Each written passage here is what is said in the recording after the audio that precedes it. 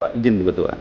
Pertanyaan saya, tadi sekolah yang disebutkan oleh Bapak sebagai menjadi satu SPPG, itu SPPG yang menyediakan 3.000 porsi untuk sekolah-sekolah lain juga atau hanya sekolah itu saja? Langsung aja dijawab, Pak. Ya, pertama seluruh pegawainya adalah pegawai kantin itu, bahkan chefnya chef kantin, dan kemudian mereka melayani sekolah itu, enggak sekaligus sekitarnya. Artinya, ini sama dengan SPPG lainnya, hanya lokasinya saja di sekolah.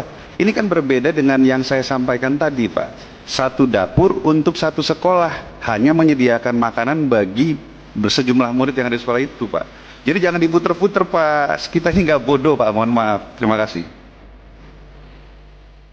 Ini dari CNN ya, saat ditanya Kepala BGN soal kaos kaki nih, kaos kaki yang seperti apa? Yang harganya 100.000 tuh.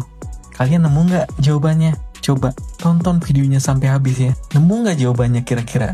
Nih, lihat videonya nih. Di kaos kaki terlebih dahulu, Pak. Karena kaos kaki yang Anda juga sebutkan ini sebenarnya juga untuk para SPPI begitu. Kaki seperti apa sih, Pak, sebenarnya yang saya juga bingung, ini benar-benar dipreteli oleh masyarakat soal kaos kaki yang harganya konon katanya 100.000 rupiah. 54.000. 54.000 rupiah. Itu fungsinya untuk apa, Kak? Gini, Dapur, mereka itu kan dulu direkrut untuk ikut pendidikan Komcad.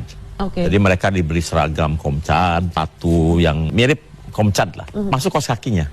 Jadi lengkap untuk keseragaman seluruhnya pada saat pendidikan. Itu 30.000 orang direkrut dan dididik di Universitas Pertahanan, dan biayanya dari Badan Gizi Nasional, tapi kemudian kita istilahkan sebagai apalahnya tuh didelegasikan ke Unhan untuk melakukan seluruh kegiatannya, termasuk pengadaan seragam dan seluruh kelengkapannya. Dan setelah kami cek apakah betul di Badan Gizi ada pengadaan kaos kaki, rupanya itu adalah pengadaan kaos kaki yang untuk seragam Komcad di Unhan tersebut.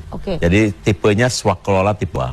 Jadi anggarannya ada di Badan Gizi Nasional, kita swakelolakan ke Unhan. Unhan kemudian membentuk satgas dan mengeksekusi anggaran itu bersama dengan perwakilan dari Badan Gizi Nasional, termasuk pengadaan peralatan seragam, dan di dalamnya ada kaos kaki. Infeksi nitrit cukup tinggi, dan itu mungkin disebabkan dengan praktek budidaya petani yang terlalu banyak memberikan nitrogen, sehingga kandungan nitrit di dalam tanaman itu cukup tinggi, dan itu terjadi di daerah yang memang seringkali kejadian di Bandung Barat itu, bahkan ada 3 orang anak yang mengalami gangguan pencernaan hanya karena makan melon. Jadi ini kemungkinan memang ada kandungan nitrit di melon tersebut, termasuk juga sayuran. Alhamdulillah nih, saya mendapat dukungan Genji yang luar biasa. Ada keluar angka kepuasan terkait dengan makanan bergizi yang sampai 79%. Ternyata yang menyampaikan yang paling puas justru Genji. Jujur, ganjal, izin Pak, izin. Tadi Bapak menyebutkan bahwasannya 79% Gen Z puas dengan program MBG. Sedangkan 79% dari jumlah Gen Z saat ini di Indonesia itu ada 27,94%, artinya ada 74 jutaan Gen Z di Indonesia. Kalau dikonversi 79%-nya berarti ada sekitar 50 jutaan Gen Z puas. Pertanyaannya, itu Gen Z mana, Pak? Saya sebagai Gen Z nggak terima. Kok nggak nyampe surveinya di saya? Sebagai warga negara Indonesia berstatus Gen Z, saya mau saran ke program MBG ini. Saya mau ngisi surveinya, bahwasanya programnya bagus, pelaksanaannya enggak.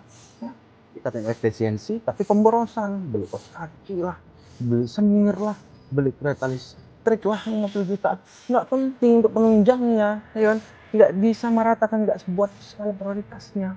Maka dari itu, ini bisa menjadi evaluasi. Kami sebagai Gen Z siap untuk memberikan masukan yang baik, dan juga dibarengi pelaksanaannya. Jangan cuma ditampung terus nggak dilaksanakan. Gimana menurut kalian? Siapa yang ngisi survei? Coba komen. Dan gimana menurut kalian? Coba komen.